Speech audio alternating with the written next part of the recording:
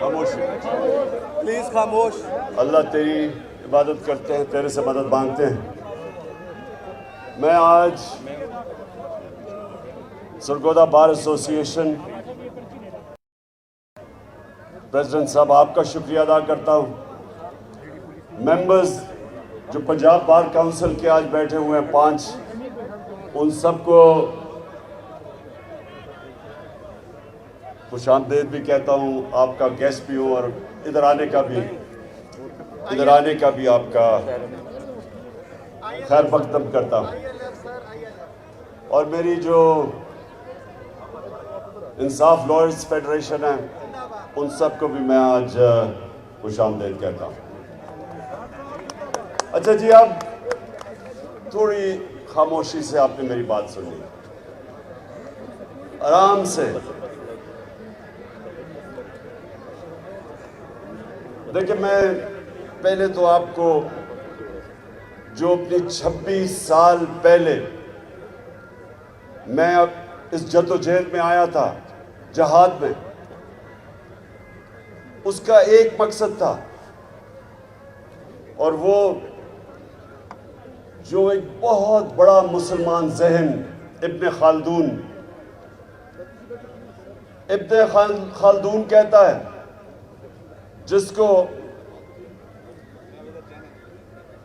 Father of modern history سمجھا جاتا ہے.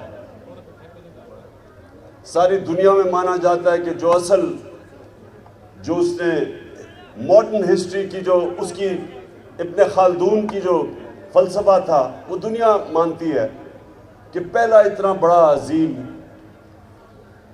ہسٹوریوگرافر تھا. تو وہ کیا کہتا ہے؟ کہتا ہے میں نے جو قرآن کا مطالعہ کیا ہے تو میرا سارا جو نچوڑ ہے قرآن کے مطالعے کا وہ یہ ہے کہ اللہ نے انسان کو زمین پہ بھیجا یہ ایک چیز کے لیے ہے کہ میری زمین پہ انصاف قائم کرو. اب یہ آپ نے سمجھ رہا ہے. تھوڑی خاموشی کیجیے. آپ نے ذرا ایک بات میری سننی ہے غور سے. دیکھیں، اللہ نے جب انسان کو اشرف المخلوقات بنایا، سب سے عظیم مخلوق، تو اس نے یہ بھی کہا کہ جب انسان اوپر جاتا ہے، اس کی پرواز اوپر ہوتی ہے، تو فرشتوں سے بھی اوپر چلا جاتا ہے، لیکن جب وہ گرتا ہے تو جانوروں سے بھی نیچے چلا جاتا ہے. تو انسان کے معاشرے میں اور جانوروں کے معاشرے میں فرق کیا ہے؟ 2 فرق ہیں. انسان کے معاشرے میں انسانیت ہے، ہمارے میں فکر ہوتی ہے کمزور کی. اگر واقعی انسانیت کا نظام ہے جو نبی صلی اللہ علیہ وسلم نے دنیا کی پہلی فلاحی ریاست بنائی تھی مدینہ میں، جدھر اصل میں انسانیت کو آگے رکھا گیا. زکوٰۃ پہلی دفعہ کانسیپٹ لے کے آئے کہ عام آدمی پیسے والوں سے پیسہ لو اور عام آدمی کے اوپر خرچ کرو، جو غریب ہیں ان کو اوپر اٹھاؤ. یہ بڑا عظیم کانسیپٹ تھا فلاحی ریاست کا، جو آج مجھے افسوس سے کہنا پڑتا ہے کہ اسکینڈینیویا میں اگر آپ جائیں تو آپ کو صحیح معنی میں فلاحی ریاست نظر آتی ہے، لیکن شاید ہی کسی مسلمان ملک میں وہ فلاحی ریاست نظر آتی ہے جو نبی صلی اللہ علیہ وسلم نے کانسیپٹ دیا تھا مدینہ میں. اور دوسری جو جانوروں سے اور انسان میں فرق ہے، جانوروں کے نظام میں انصاف نہیں ہے، طاقت کی حکمرانی ہے. جو طاقتور ہے اس کے لیے ایک قانون ہے، اور جو بیچارہ کمزور ہے وہ چھپتا پھرتا ہے، کوئی اس کی حفاظت کرنے کو لیے نہیں. انسانی معاشرہ ہوتا ہے جدھر ایک کمزور کو تحفظ دیا جاتا ہے، اس کو قانون کہتے ہیں. قانون تو کمزور کو چاہیے، طاقتور تو ویسے ہی کبھی قانون کے نیچے نہیں آنا چاہتا. صرف کمزور کو قانون چاہیے طاقتور سے تحفظ لینے کے لیے. یہ میں آپ کو صرف انیشل بتا رہا ہوں کہ میں نے جب 26 سال پہلے اپنی یہ سٹرگل شروع کی تھی تو یہ دو پرنسپل تھے، انصاف، انسانیت، اور تیسرا خودداری، کیونکہ لا الہ الا اللہ انسان کو آزاد کر دیتا ہے، کسی کا انسان کی اور ہر قسم کی غلامی سے آزاد کر دیتا ہے۔ ایک حدیث ہے کہ لا الہ الا اللہ انسان کو غیرت دیتا ہے، کسی کے سامنے نہیں جھکتا وہ۔ تو یہ تین پرنسپلز تھے۔ تو میں آج بات صرف انصاف کا کرنا چاہتا ہوں، اور میں آپ کے پاس اس لیے آیا ہوں کہ میں چاہتا ہوں کہ آپ اب میرے ساتھ مل کے اس ملک کی جو حقیقی آزادی کی جنگ ہے، آپ میرے ساتھ مل کے اس پہ شرکت کریں۔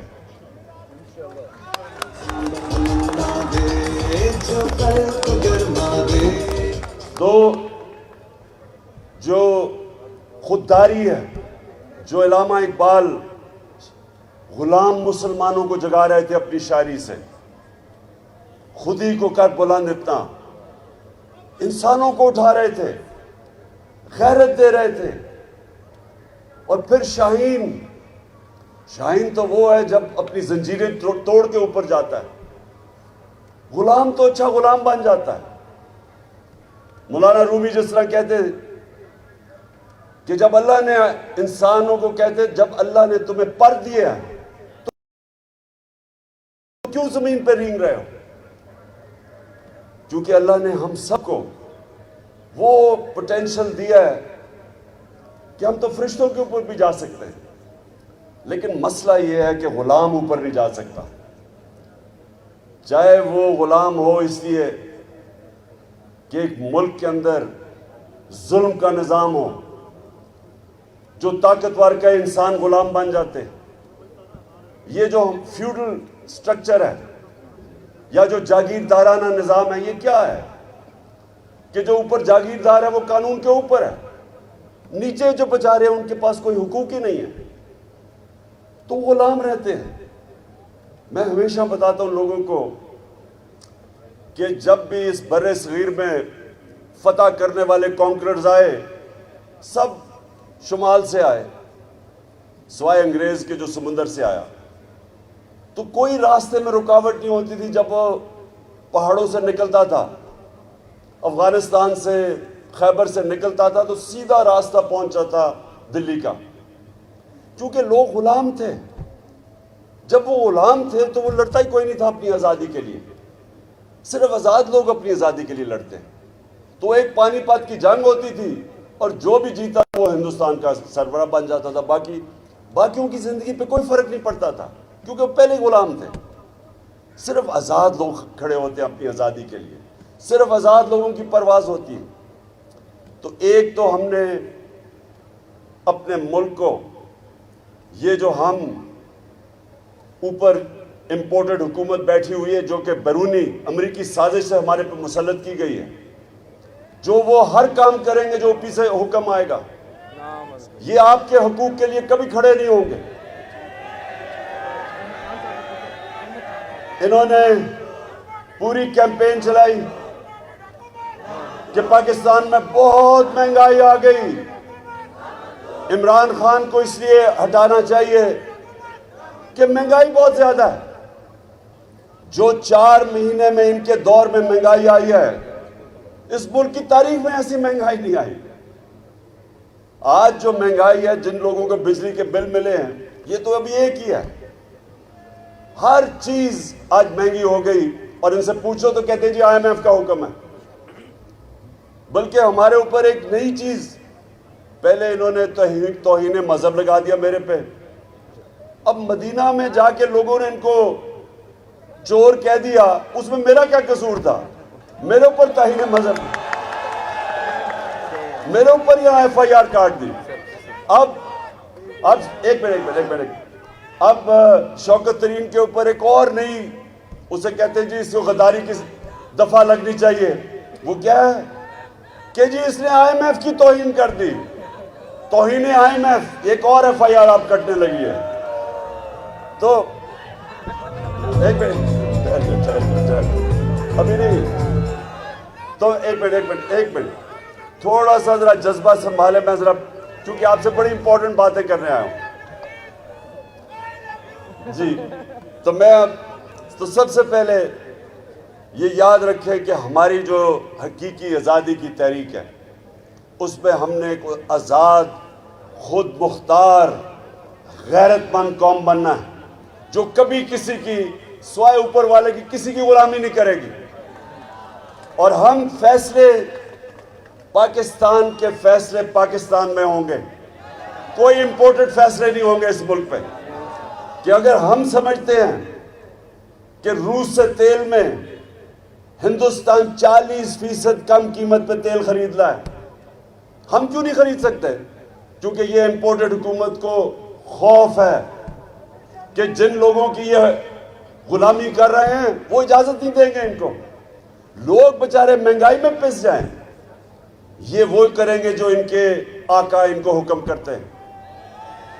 اور ہم سنیں ذرا، اور ہم جس قوم نے 70-80 ہزار اپنے لوگوں کو قربان کیا امریکہ کی جنگ میں شرکت کر کے، اور آج اگر وہ امریکہ کہہ رہا ہے کہ بیسز دو پاکستان میں یا ہمارے اوپر سے ڈرون اٹیک کرے وہ افغانستان میں، ہم کیوں کسی کی جنگ میں شامل ہوں؟ کیا ہمیں سبق نہیں مل گیا؟ تو یہ دوسری چیز ہے کہ میں چاہتا ہوں کہ آگے سے میری قوم کبھی کسی کی جنگ میں شرکت نہ کرے، کسی کے لیے اپنے لوگوں کو ہم قربان نہ کریں. اور جو دوسری چیز جس کے لیے میں آپ سب کو تیار کرنے آیا ہوں، دیکھیں جو اس سے بھی بڑی جنگ ہے. حضرت علی کا قول ہے کہ کفر کا نظام تو چل جائے گا لیکن ناانصافی یعنی جو ظلم ہوتا ہے جدھر وہ نظام نہیں چل سکتا. ونسٹن چرچل، دوسری جنگ عظیم، ہٹلر کی فوجیں فرانس میں کھڑی ہیں، بمباری ہو رہی ہے برطانیہ کے لوگ گھبرائے ہوئے ہیں کہ ہم بچیں گے یا نہیں. تو وہ پرائم منسٹر ونسٹن چرچل سے پوچھتے ہیں کہ کیا ہم بچ جائیں گے؟ وہ جواب دیتا ہے کہ کیا ہماری عدالتیں انصاف دے رہی ہیں؟ جب انہوں نے کہا دے رہی ہیں تو اس نے کہا کوئی قوت ہمیں تباہ نہیں کر سکتی. جو آپ کی مجھے مدد کی ضرورت ہے، یہاں ہمیں انصاف کی جنگ لڑنی ہے، رول آف لا کی، قانون کی حکمرانی کی جنگ. یہ اس کے لیے آپ سب سے زیادہ ذمہ داری آپ کی ہے. پاکستان کی جو وکلا کمیونٹی ہے، آپ کے اوپر اللہ نے ذمہ داری ڈالی ہوئی ہے. ہماری جو آخرت میں امتحان ہوگا وہ اس چیز پہ ہوگا کہ اللہ نے جو بھی آپ کو نوازا تھا اور آپ کو اس نے قانون کا علم دیا ہے، آپ باقی لوگوں سے بہتر جانتے ہیں قانون کو، آپ عدالتوں میں پیش ہوتے ہیں. آپ سے بھی وہ پوچھے گا کہ جب پاکستان میں ظلم ہو رہا تھا، کمزور کے لیے ایک قانون، طاقتور کے لیے دوسرا قانون. کمزور چوری کرے جیل میں اور طاقتور چوری کر کے NRO لے کے اور پرائم منسٹر بن جائے. یہ اس نظام کے متعلق حضرت علی نے کہا تھا کہ ایسا نظام نہیں چل سکتا. اور سارے دنیا کے اندر، میرا ساری دنیا پھرا ہوں، صرف امیر اور غریب ملکوں میں فرق ایک ہے. غریب ملکوں میں یہ ظلم کا نظام ہے، ناانصافی کا نظام ہے، اور امیر ملکوں کے اندر انصاف ہے. جدھر رول آف لا ہے ادھر خوشحالی ہے، اور جدھر جنگل کا قانون ہے وہاں غربت ہے. یہ وقت ہے پاکستان میں کہ ہم سب کو اب اس حقیقی آزادی کے لیے لڑنا ہے، کیونکہ انصاف انسانوں کو آزاد کرتا ہے، ظلم انسانوں کو غلام بناتا ہے.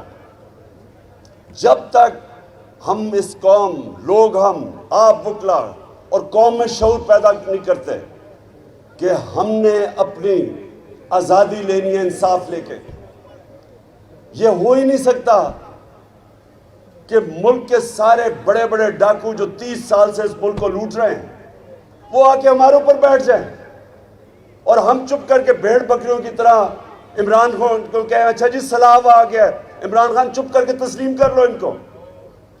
میں انشاءاللہ سیلاب میں ان سب سے زیادہ کام کروں گا، لیکن تمہارا بھی پیچھا نہیں چھوڑوں گا۔ کسی صورت میں ان چوروں کو تسلیم نہیں کروں گا۔ اور جو بھی سمجھ رہا ہے کہ ہمیں ڈرا کے دھمکا کے میڈیا کا منہ بند کر کے اچھے صحافیوں کو ان کے اوپر ایف آئی آر کاٹے، کوئی باہر بھاگ جائیں، ڈرا کے دھمکا کے میرے اوپر ایف آئی آر یا دہشت گردی کی ایف آئی آر، جو مرضی کریں آپ، میں نے ان چوروں کو کبھی تسلیم نہیں کرنا۔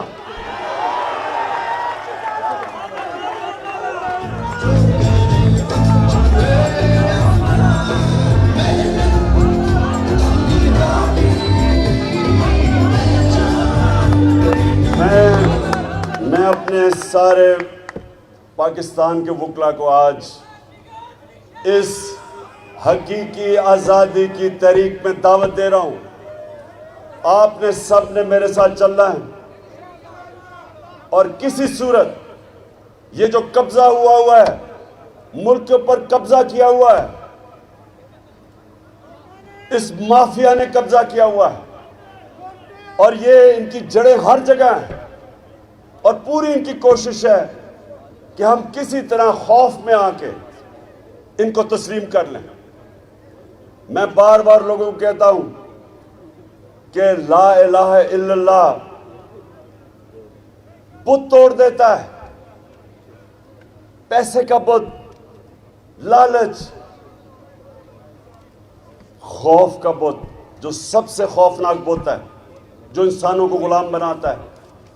خوف پھیلایا جا رہا ہے کہ جی دہشت گردی میں مجھے پکڑ کے جیل میں ڈال دیں گے، توہین وہی مذہب۔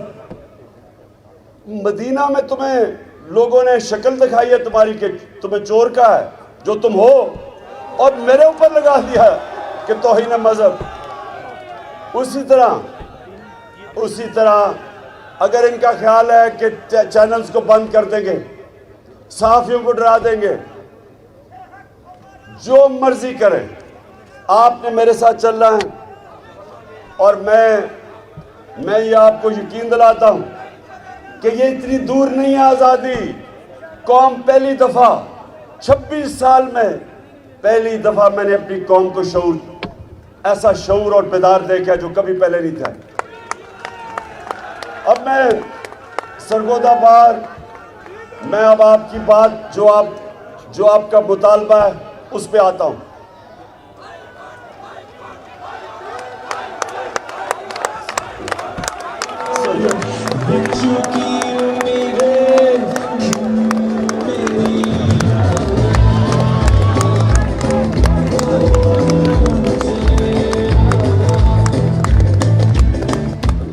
میں دیکھیں، سب سے پہلے تو میں آپ کو ایک بات کہنا چاہتا ہوں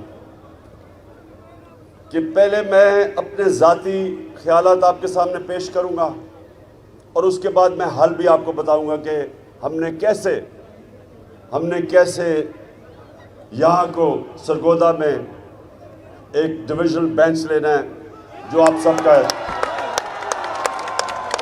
دیکھیں، پہلے میں اپنا ذاتی ویو، میرا ذاتی ویو یہ ہے کہ پاکستان کے اندر جو ہر ڈویژن ہے اس کو صوبہ بننا چاہیے۔ سنیں، وہ میں اس لیے کہہ رہا ہوں کہ دیکھیں ایڈمنسٹریٹولی جتنا مینیجبل صوبہ ہوگا اتنا آپ بہتر لوگوں کی خدمت کر سکتے ہیں، آپ لوگوں کے مسئلے حل کر سکتے ہیں۔ یہی نہیں کہ صرف یہاں سے بکھر میاں والی سے اٹھ کے ایک عام آدمی کو جانا پڑتا ہے لاہور ہائی کورٹ، یہ صرف بات نہیں ہے، اور بھی مسئلے حل کرنے کے لیے اس کو لاہور جانا پڑتا ہے۔ میں یہ سمجھتا ہوں کہ آگے ہمیں یہ سوچنا چاہیے، اس کے اوپر ڈیبیٹ ہونی چاہیے کہ ہم اگر زیادہ صوبے بنا دیں، ڈویژنز کو بنا دیں، اس کے اوپر ڈیبیٹ کریں، ہوگا یہ مقصد صرف ایک ہے کہ عام آدمی کی زندگی آسان ہو۔ ہماری کوشش ہونی چاہیے کہ جو طبقہ مشکل زندگی گزارتا ہے، اس کی ہم آسانی کیسے پیدا کر سکتے ہیں؟ میرا خیال کہ اگر یونٹ زیادہ بن جائیں، ان کے مسئلے وہاں حل ہو جائیں، لوکل گورنمنٹ سسٹم اچھا بن جائے، تو پہلی تو یہ چیز، اور دوسرا یہ بھی کہ انصاف، جس طرح میں نے شروع میں بات کی، سب سے امپورٹنٹ چیز ہے معاشرے میں انصاف ہوتا ہے۔ انصاف کے لیے بالکل لوگوں کو میلوں دور نہیں جانا پڑتا، اتنی سفر عام آدمی بالکل بات ٹھیک کہتے ہیں، وہ جا کے کہاں ٹھہرے گا، اس کو پیسے خرچ کرنے پڑتے ہیں، کرایہ دینا پڑتا ہے، وہاں رہنا پڑتا ہے۔ اور میں آپ کو یہ بھی بتاؤں کہ ساری دنیا کے اندر جب آبادی بڑھتی گئی تو صوبے بھی بڑھتے گئے۔ کیوں بڑھتے گئے؟ کیونکہ وہاں سب نے کہا کہ لوگوں کو ہم کیسے انصاف دے سکتے ہیں۔ آپ یہ سوچیں کہ پاکستان کی آبادی 40 کروڑ تھی، جب پاکستان بنا ہے تو اس کی آبادی 40 کروڑ تھی، آج 22 کروڑ ہے۔ 40 لاکھ نہیں 40 کروڑ، ہاں سوری 40 لاکھ۔ پاکستان کی آبادی 40 ملین تھی اور آج پہنچ گئی ہے 220 ملین۔ سو جب اتنی تیزی سے بڑھی آبادی تو ان کو ہم نے سروس بھی ویسے کرنا ہے۔ 40 ملین سے 220 ملین، اس کا مطلب کہ ان کے لیے آپ نے اور سہولتیں پیدا کرنی ہیں، تاکہ ایڈمنسٹریشن کا تو مقصد ہی ایک ہوتا ہے کہ لوگوں کے مسئلے حل کریں۔ تو اس لیے اس کے لیے ڈیبیٹ کی ضرورت ہے۔ آپ کا جو بینچ ہے، میں ذاتی طور پہ سمجھتا ہوں کہ ضرور بننا چاہیے۔ میری صرف ایک ریکویسٹ ہوگی کہ اس کے اور بھی بار، مجھے پتہ لاہور بار کے اندر بڑا وہ شور مچائیں گے، بہتر یہ ہے کہ ہم بیٹھ کے، اور میں بیچ میں پڑھتا ہوں، ہم بیٹھ کے ان کو کنونس کریں کہ یہ لوگوں کی بہتری ہے اس میں۔ اور میں آپ کے ساتھ مل کے ان کو کہوں گا کہ یہاں لوگوں کی زندگی آسان کرنے کے لیے اور انصاف دینے کے لیے یہاں ضرور، بلکہ ہر ڈویژن میں بینچ بننا چاہیے۔ اچھا، اب آخر میں آپ نے میرے سے وعدہ کرنا ہے کہ آپ نے سب نے میرے ساتھ پاکستان کی حقیقی آزادی کی تحریک میں شامل ہونا ہے۔ پاکستان زندہ باد۔